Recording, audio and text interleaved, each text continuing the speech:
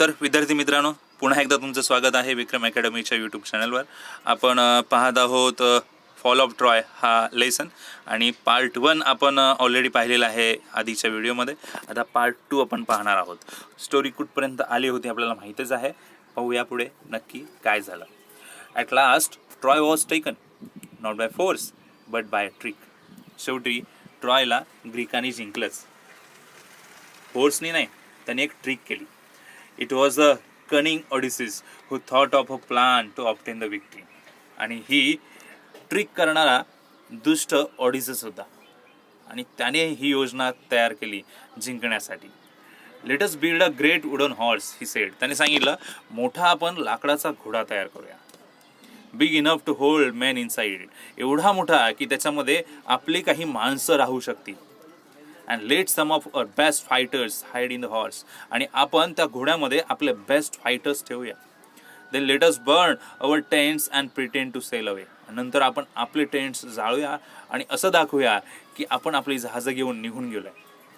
But instead of sailing away, पण आपण जास्त दूर जाणार नाही. We will return in the night, आपण रात्री परत यायचं. In the Trojans are asleep, जेव्हा ट्रोजन्स झोपलेले असतील. We will attack the city and burn and kill, आपण त्या शहरावर हल्ला करायचा आणि शहर जाळून टाकायचं, त्यांना मारून टाकायचं. असा प्लान केला ऑडिसेसने. Greek leader decide to follow the advice, Greek लीडरने डिसाईड केलं की आपण हा सल्ला फॉलो करूया जो ऑडिसेसने दिला होता. So great horse of wood was made by a skilful engineer. So skilful engineer आले, त्यांनी तसा मोठा घोडा बनवलाय. The greatest heroes Menelaus, Odysseus himself and others enter it. So greater heroes नावं घेतलेली आहे तिथे. आपल्याला मेनेलस सांगितलेलं आहे, ओडिसेस सांगितलेलं आहे. हे स्वतः त्या घोड्यामध्ये बसलेले आहेत. आणि आणखी सुद्धा the last man to go in being the architect himself, आणि जो शेवटचा मनुष्य त्याच्यात बसला तो स्वतः आर्किटेक्ट होता. Who knew the secret of opening and shutting the entrance, कारण त्याला माहिती होतं आर्किटेक्टला की कशा पद्धतीने तो आतून घोड्याचा जो काही छोटा दरवाजा बनवलेला होता तो कसा उघडता येईल हे त्याला माहिती होतं. That evening the Greeks burn their tents, त्या इव्हनिंगला ग्रीकांनी काय केलं, आपले टेंट्स जाळले. अँड सेल अवे, आणि दूर निघून गेले आपली जहाजं घेऊन. But they did not go very far, पण ते जास्त लांब नाही गेले. Only one man was left behind to persuade the Trojans, एकच मनुष्य तिथे थांबला होता ट्रोजांना फसवण्यासाठी. To drag the horse into the city, आणि त्यांना एवढं तर पर्स्युएट करणार होता की ते आपला घोडा शहराच्या आतमध्ये घेऊन जातील. Next day the ट्रोजान्स woke up, दुसऱ्या दिवशी ट्रोजान्स उठले. Expecting to go out and fight as they had done for the past 10 years. So Trojans उठले आणि ते आता एक्सपेक्ट करत होते आता बाहेर जायचं आणि आता लढायचं, जसं 10 वर्ष चालत आलंय तसंच. What delight and surprise the felt, जेव्हा ते बाहेर आले तेव्हा त्यांना एवढा आनंद झाला, ते एवढे सरप्राईज झाले समोर पाहून. They saw on the sea shore outside the walls, त्यांनी पाहिलं सी शोअर, समुद्र किनाऱ्यावर त्यांना काय पाहायला मिळालं. It seems that a long siege was war over at last, शेवटी जे वॉर चाललं होतं एवढं 10 वर्ष हे संपलेलं आहे हे त्यांना पाहून खूप आनंद झाला.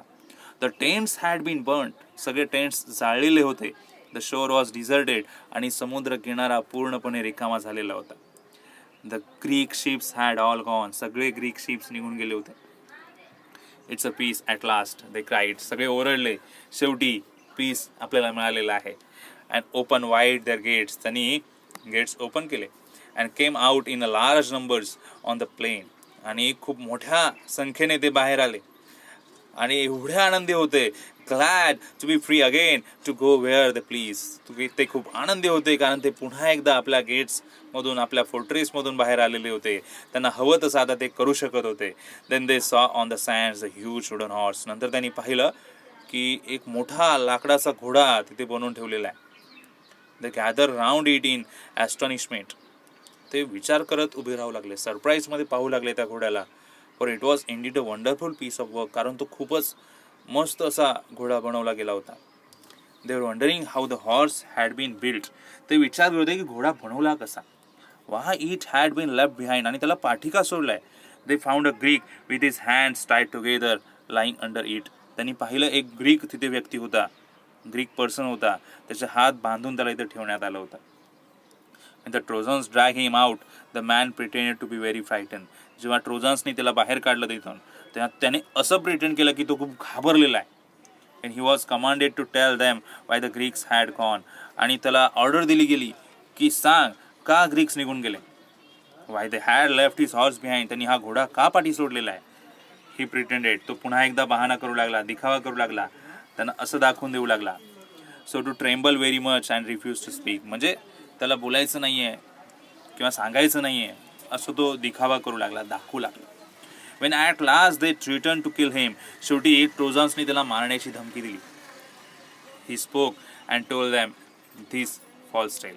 शेवटी तो बोलला पण काय बोलला, एकदम त्याने खोटी स्टोरी सांगितली. काय सांगितली. The Greeks are tired of the long war. Greeks लोक खूपच थकले होते. एवढं लॉंग असं युद्ध चाललं होतं 10 वर्षांचं, आणि म्हणूनच ते इथून निघून गेलेले आहेत. आपली सगळी जहाजं वगैरे सर्व घेऊन गेलेले आहेत.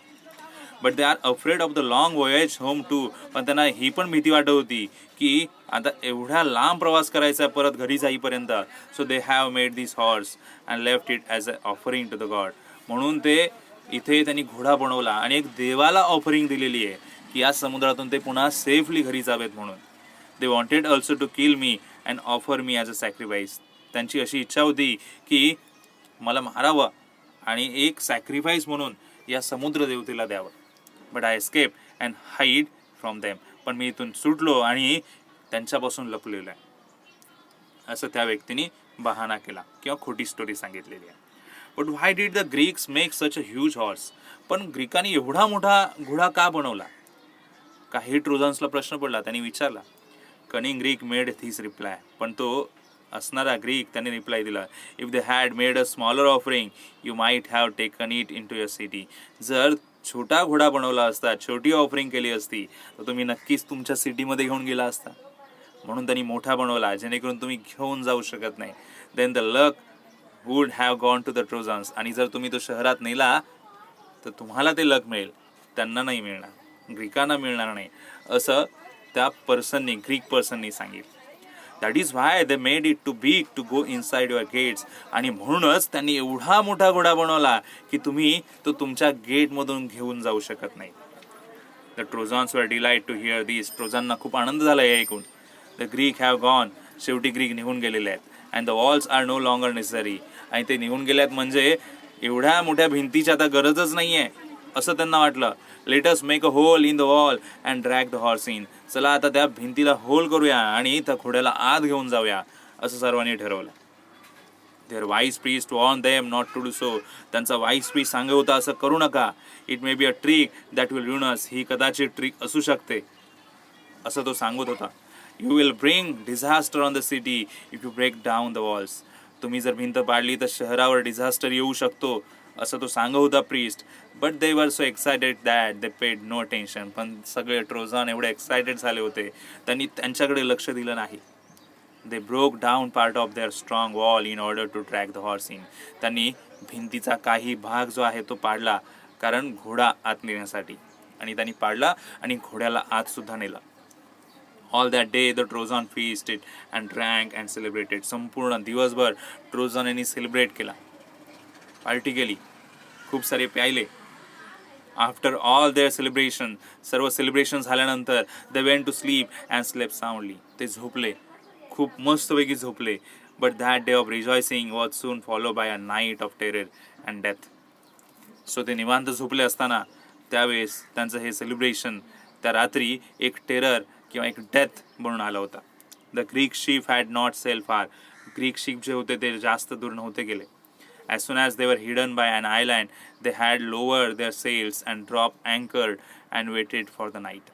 ते एवढ्या लांब गेले होते आयलंडच्या की तिथून ते पुन्हा येऊ शकत होते. त्यांनी तिथे त्यांचे अँकर जे आहेत ते सोडलेले होते जहाजाचे, ते थांबलेले होते, रात्र होण्याची वाट बघत होते. In the darkness the fleet sail back. कारण रात्र झाल्यानंतर ते पुन्हा येणार होते. The leading ship which was Agamemnon's bore a red light high on its mast.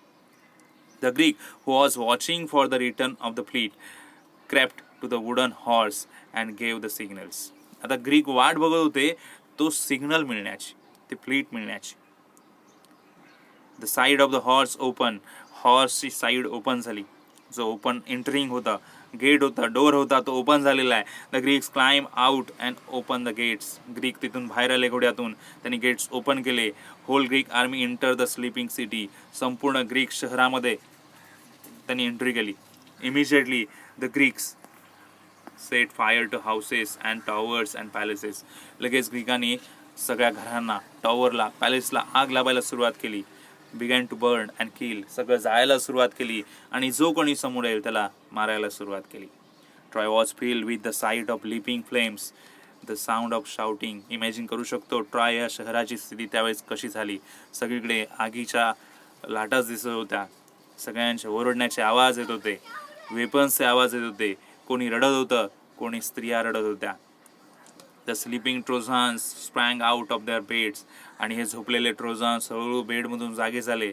But they were taken by surprise. पण त्यांना जागा झाल्यानंतर सरप्राईज पाहायला मिळालं. देअर एनिमीज वर राईट इनसाइड देअर वॉल्स. त्यांचे शत्रू त्यांच्या शहराच्या आत आलेले होते.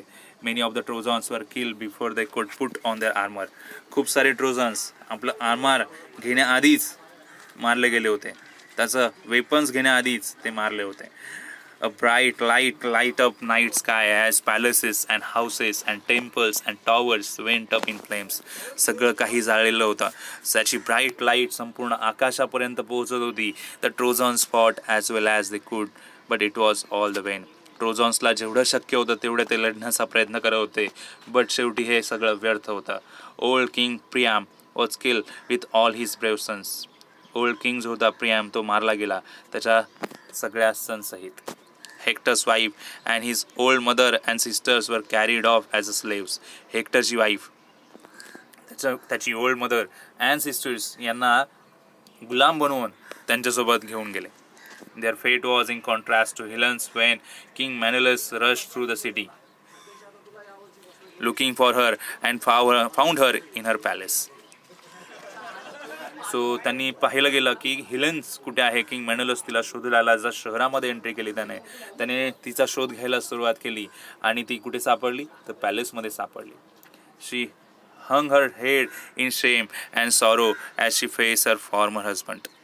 तिला सुद्धा स्वतःची थोडी लाज वाटत होती. तिने सुद्धा स्वतःला फाशी लावून घेतली, कारण तिला दुःख वाटत होतं. ती पुन्हा फेस करू शकत नव्हती तिच्या आधीच्या नवऱ्याला. Her voice was choke with emotions and she could not speak. तिचा आवाज इमोशन्समुळे बसला गेला होता, ती बोलू शकत नव्हती. But Menelaus forgave her. पण शेवटी मॅन्युलसने तिला माफ केलं. She went back with him. ती पुन्हा त्याच्याबरोबर गेली. For it was only Aphrodite who had turn her heart away from her home and her husband and her child. पण ही एक झालेली अशी एवढी घटना होती ज्याच्यामुळे तिचं हृदय परिवर्तन झालं. ती पुन्हा घरी आली, पुन्हा तिच्या नवऱ्याबरोबर राहू लागली, पुन्हा तिच्या मुलांबरोबर ती राहू लागली.